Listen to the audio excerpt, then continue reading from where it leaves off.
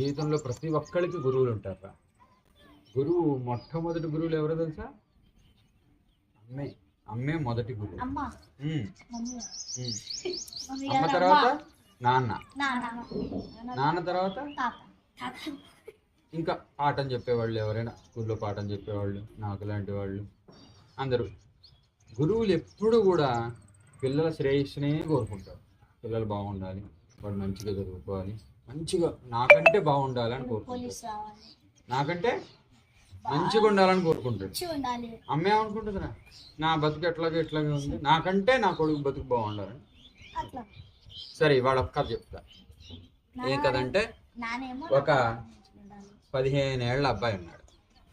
15 ఏళ్ళ అబ్బాయి ఉన్నాడు. వాడు తెల్లారుదామని ఇంట్లోంచి వెళ్ళిపోతున్నాడు. వెళ్ళిపోతే ఫోన్ చేశాడు. అరే రఘు, ఏడన్నారా, తొందరరా. ఏంట్రా అంటే, ఇవాళ నీకు దావత్ ఇవ్వాలి, నాకు దావత్